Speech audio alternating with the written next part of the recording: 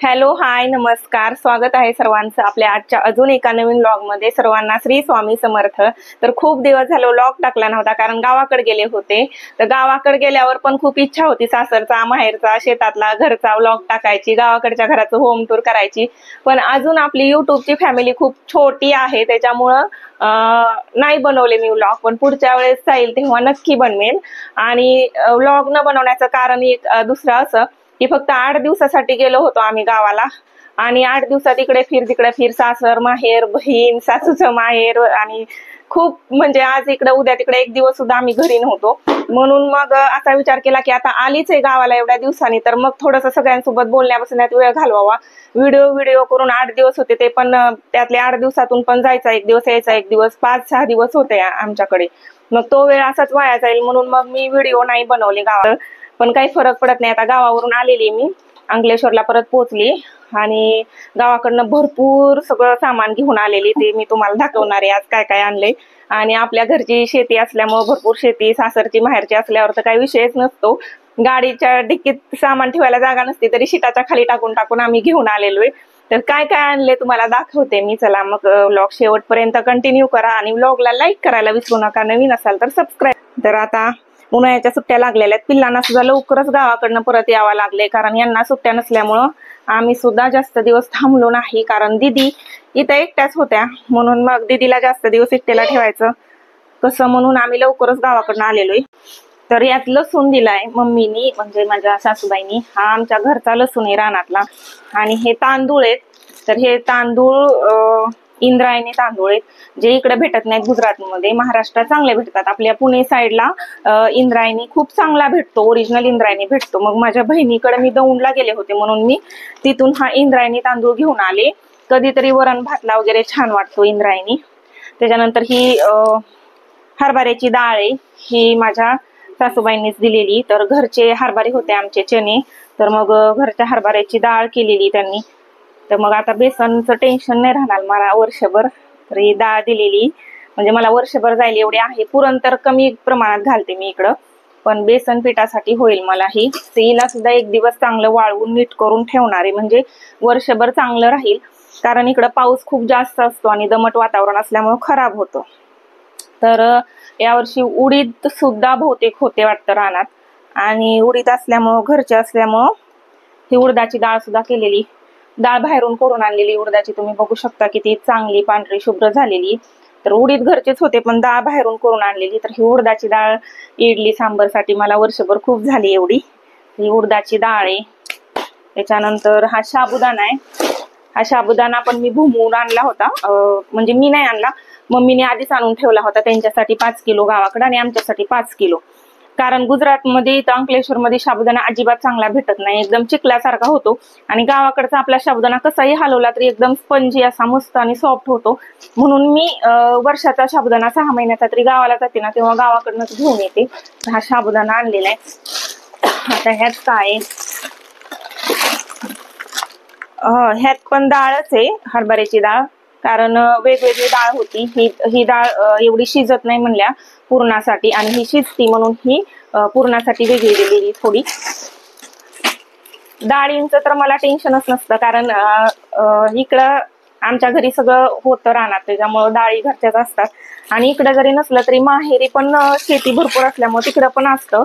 तर आता यावेळेस उडदाची डाळ आणि ही हरभऱ्याची डाळ जी आहे ती माझ्या सासरकडची, आणि तुरीची डाळ माझ्या आईकडची आहे. म्हणजे इकडचं तिकडचं मिळून थोडंफार भेटतं. आणि ह्याची मुगाची डाळ सुद्धा घरचीच आहे. यावेळेस नाही आणली मी, पण मागच्या वेळेस आणली होती भरपूर, शिल्लक होती म्हणून मी यावेळेस आणली नाही. आणि कसं होतं ना, डब्याला वगैरे मुलांना हरभरे चणे शिजवून म्हणजे भिजवून दुसऱ्या दिवशी बॉईल करून त्याला लसूण आणि मिरचीची फोडणी देऊन फार छान होतं. त्याच्यासाठी मी चणे आणलेले. आणि चण्याची भाजी, देशी चण्याची भाजी सुद्धा खूप छान होते मसाला बनवून. त्याच्यासाठी चणे सुद्धा आणलेले थोडेसे. एवढे खूप झाले, अर्धी वाटी भिजायला टाकले तरी भाजी भरपूर होती म्हणून चणे सुद्धा आणलेलेत. नंतर यातमध्ये शेवाळ्या बनवल्या. शिवांशला फार आवडतात शेवाळ्या. शेवाळ्या घरी नाही बनवल्या, बाहेरूनच बनवून आणलेल्यात. पण छान आहेत अशा बारीक बारीक मस्त. शिवांशला खूप आवडतो शेवाळ्याचा भात म्हणून मग शेवाळ्या बनवून आणल्या. आणि शेवाळ्या कसं होतं ना, उन्हाळ्यातच खाव्याशा वाटतात, नंतर पाऊस पडला की नको वाटतं ते, म्हणून थोड्याशाच आणल्या. म्हणलं जास्त नको वाया जायला नको, तर खूप छान बारीक बारीक शेवाळ्या आहेत अशा मस्त घरात येऊन बनवून आणल्या होत्या, बाहेरूनच बनवून घेतलेल्या आहेत. तर याच्यात सुद्धा चिंचच्या झाडाचा पाला पडलेला आहे मध्ये मध्ये, तर तो पाला काढून नीट करून एका डब्यात भरून ठेवते. ह्याला वाळवायची काही गरज नाही, कारण ह्याला आम्ही गावाकडेच चांगलं वाळवलं होतं. त्याच्यानंतर ह्यातमध्ये कैऱ्या, तर माझ्या चुलत सासूबाईंच्या झाडाच्या कैऱ्या आम्ही 5-6 कैऱ्या तोडून आणल्या होत्या. एक गावाकडे कापली होती आणि ह्या आणलेल्या तिकडं. आणि हे खोबरं आणले मी, आधीचं पण खोबरं 1 किलो जितकं घरात आहे, तरी पण हे आणलंय 1.5 किलो आहे वाटतं हे, कारण महाराष्ट्रात खोबरं स्वस्त भेटतं, गुजरातमध्ये महाग आहे. आता महाराष्ट्रात पण महाग झाले, पण इथं त्याच्यापेक्षा जास्त महाग झाले, म्हणून मी खोबरं पण तिकडनं आणलेले. म्हणजे काही ठराविक गोष्टींना मी तिकडनंच घेऊन येते, जरी दुकानातून विकत आणल्या तरी तिकडं चांगल्या भेटतात, स्वस्त पण आणि छान पण, म्हणून खोबरं नंतर हे साबुदाणा मी गावाकडनंच घेऊन येत असते. आणि शेंगदाणे पण आपले घरचेच आहेत, तर शेंगा एवढ्या मोठ्या बसणार नाही, गाडीत सामान खूप असतं, म्हणून मग शेंगा फोडल्या होत्या, मम्मीने आधीच फोडून ठेवल्या होत्या शेंगा. त्याच्यानंतर हे आणले काय ह्या ज्वारी, तर ही ज्वारी सुद्धा आपल्या घरचीच आहे, मस्त अशी पांढरे शुभ्र दाणे, खूप छान आहे ज्वारी. ज्वारीची भाकरी एवढी कुणाला आवडत नाही, मीच एकटी खाते, तरी पण संध्याकाळच्या वेळी कधीतरी भात सोबत केला तर खातात, म्हणून ज्वारी सुद्धा थोडीच आणलेली, कारण मागच्या वर्षीची ज्वारी अजून थोडी शिल्लक आहे. आणि दिवाळीत पण आम्ही गावाला जाणारच आहे, त्याच्यामुळे 5-6 महिने खूप होती ही ज्वारी, म्हणून थोडीच आणली. अजून ह्या पोत्यात आणले तांदूळ आणलेत, हे रेशनचे तांदूळ आणलेत, रेशनचे तरी पण छान आहेत. तर हे रेशनचे तांदूळ मी आणलेत, इडली, हांडवा, डोसा, उत्तप्पा याच्यासाठी हे रेशनचे तांदूळ आणलेले, कारण कोलम आम्ही डेली कोलम खातो आणि इंद्रायणी वरण भात असतो, किंवा जेव्हा हे घरी नसतात कारण त्यांना चिकट भात आवडत नाही, तेव्हा इंद्रायणी मी थोडासा कोलम आणि थोडासा इंद्रायणी मिक्स करून करते, म्हणजे जास्त चिकट होत नाही. तर मग आणि ज्वारीमध्ये पण हे तांदूळ रेशनचे मी टाकून देते थोडेसे, म्हणजे भाकरी एकदम अशा पांढऱ्या शुभ्र आणि छान होतात. तर डब्याला वगैरे सारखं असं वेगवेगळं बनवावं लागतं. आताच्या मुलांना रोज रोज चपाती भाजी असं नाही आवडत, त्यांना रोज असं नवीन नवीन टिफिनला पाहिजे असतं, त्याच्यासाठी मग तांदूळ मी रेशनचे तांदूळ मम्मी देऊन टाकतात, विकून टाकतात, तिथं भूमला किंवा कुठं विकतात काय माहित नाही मला, पण मी सांगितलं होतं की यावेळेस मला घेऊन यायचे थोडेसे तांदूळ, देऊ नका कोणाला, ठेवून द्या. आणि ह्या शेंगा आहेत भुईमुगाच्या वल्या शेंगा, एकदम मस्त भारी आहेत वल्या शेंगा, तर आपल्या घरच्याच आहेत ह्या पण रानातल्या आमच्या. तर तुम्ही म्हणाल रानातल्या शेंगा तर एवढ्याशा कशा आणल्या, पण काय झालं ना, आम्ही जे रान वाट्याने दिलेले त्या रानातल्या ह्या शेंगा आहेत. मग रान वाट्याने दिले असल्यामुळं मग मम्मी म्हणल्या की वाट्याने दिलेले हे मग जास्त नको तोडायला. माझी सासू खूप प्रामाणिक आहे, कोणाचं 1 रुपयाचं म्हणजे ठेवून घेत नाही आणि कोणाला जास्तीचा देत पण नाही. मग म्हटलं नको, आपलं जरी शेत असलं तरी वाट्यानं दिलेले मग थोड्याशाच तोडूया, म्हणून एवढ्या तोडल्या आणि घेऊन आलो. काढायला आलेला आहे भुईमूग, पण आता काढायचंच आहे उद्यापासून, आता अक्षय तृतीया झाली का मग उद्यापासून काढायचंय.